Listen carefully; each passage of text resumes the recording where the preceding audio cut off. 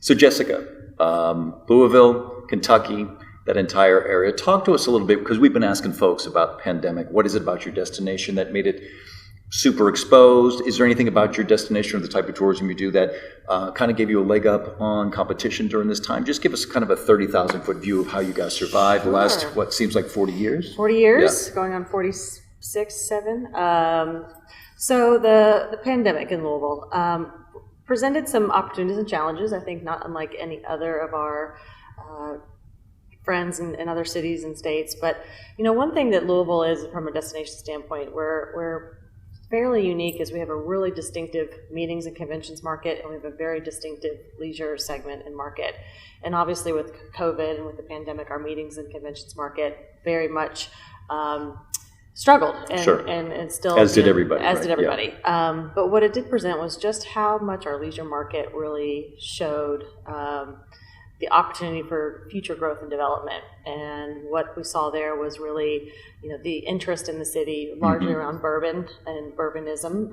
There are worse things to do, right? There are worse things. There were some trends in the COVID land that people's drinking habits increased, and I think our city, as a bourbon capital of the world, really capitalized on that through our distilleries, our urban bourbon trail, but also to just the cultural aspects of the bourbon industry is something that attracted people. Okay, one thing, because I learned it since I was there, if you would, what is the difference between bourbon and whiskey? So the number one key indicator is all bourbon is whiskey, but not all whiskey is bourbon. Okay. And bourbon is bourbon because of the way it's made. There's the ABCs of bourbon. And bourbon has to be a certain mash bill, so the mash bill has to be 50% or more corn. Okay. It has to age in a barrel, a first time, one time only charred oak barrel, and then the color that comes from the barrel. And there's no additional additives. So you'll get a lot of whiskeys that don't have those properties. So what really makes bourbon is the way it's made. And 95% of bourbon comes from Kentucky. The other 5% is counterfeit. 95%? 95%. Wow, that's awesome. Is there an designation like they have in France, an appellation? Does it get official stamp? The Bottle and Bond Act of 1877, we can look it up. We'll look it up. Was really a way to put the actual label and kind of sign, seal, delivered on what would constitute a bourbon. And so the distilleries all came together and decided that at that time that they would then implement the Bottle and Bond Act, and anything that wasn't produced in the manner of what they had established to be bourbon could not be titled as Kentucky bourbon whiskey. So it's nothing you just say a throwaway. It actually means something. It actually means something. Okay. It's a federal law. And so bourbon saved Kentucky during the pandemic. This is what we're getting at. It's a fun notion. But no, I think people were really just eager to get out, travel in their own backyard. Experience, cities that were drivable. One thing I will say is Louisville and the state of Kentucky was really proactive in pulling together measures by bringing the industry together to respond to what was happening at that time. And we put together 9 industry segment task force to address the ongoing and ever-changing concerns of what COVID presented to us. And I think that leaning on each other in this business, in this nature, really helped to make the destination stand out, and where others may have been, not as successful. So you are, let's talk just Louisville specifically right now. What is your mix of drive market versus non-drive market? Ooh, that's a good question. I would say right now our leisure drive market is very heavy. But, our airport, though, has been reporting that they are seeing numbers higher than 2019. Right. So because I think our air service and our lift has increased as well, this was an opportunity to get some more air service into the city. We have been seeing our air service numbers. Is it fair and accurate to say as goes Louisville, so goes Kentucky? Yeah, I think it's fair. We're the largest city in the state. We have by far. Yeah. Lexington and Northern Kentucky are great cities, with Northern Kentucky, in the backyard of Cincinnati. Mm-hmm. Cincinnati and Northern Kentucky, share the airport, and they do have international service there. So they're able to bring in some of our overseas and international visitors into the state via that channel. So we all support each other. But we're still limping along in group, right? September, Louisville started to come back big on the group side. Okay. We had 95 events and conventions booked in the city just for the month of September. How big is the center there?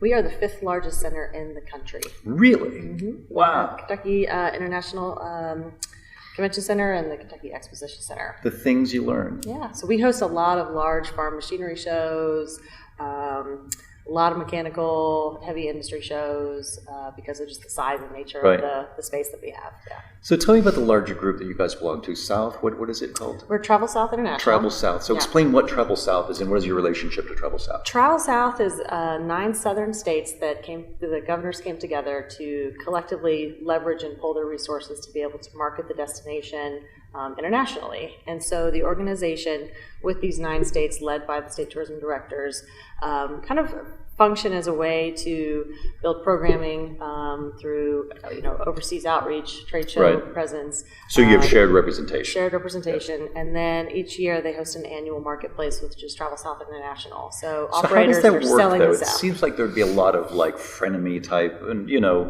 there's a lot. 9 states in the South. There's a lot there. Yeah. I mean, but how does that on the ground? How does that work out? I think because we know so well the international visitor is going to spend a larger length of time in the destinations, we're really going after the visitor that's done the major gateway cities, and they're now wanting to get that more in-depth experiential side of the United States. And so by working with the other states and cities, we can create itineraries that they can see 4 or 5 key distinct southern cities over a 2-week course.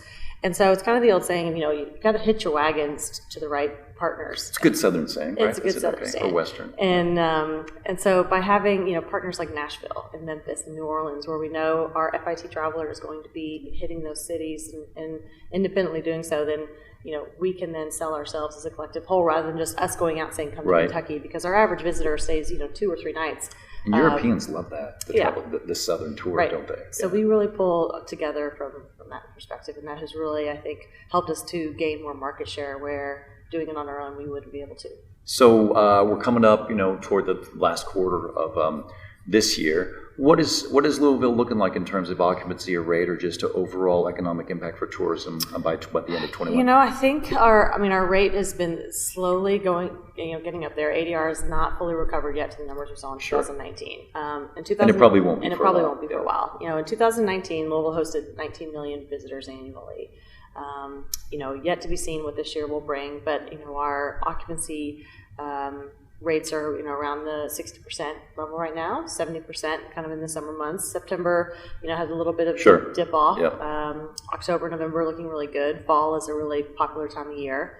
And December, because you get December's leaf always peeping, a little right? iffy. You get leaf peeping and drinking. And leaf peeping, bourbon drinking by a fire is probably one of my top 5 favorite All things. right, that sounds.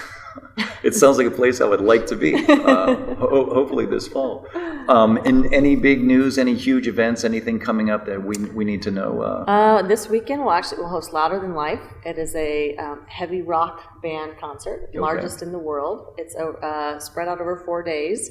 This event is put on by the Danny Wimmer Presents group and headlined by Metallica. Is it short LTL? Is it what they call it? Larger than life? Yeah, yep. I've seen the hashtag. Yeah. And this is part of a concert series that actually is 3 concert series that we were able to get 1 back this year. So hopefully future we'll have Hometown Rising, which is the country music segment, and then Bourbon and Beyond, which is more of our speed. David Burns, Lenny Kravitz. Count me in for any of that. And thanks for coming here up to CS City Tourism Summit at IPW. I know you have appointments throughout the afternoon, so thanks for making time for us. Jessica, please come back anytime. Happy to be here, David. All right. Good to see you guys. See you soon. Bye-bye.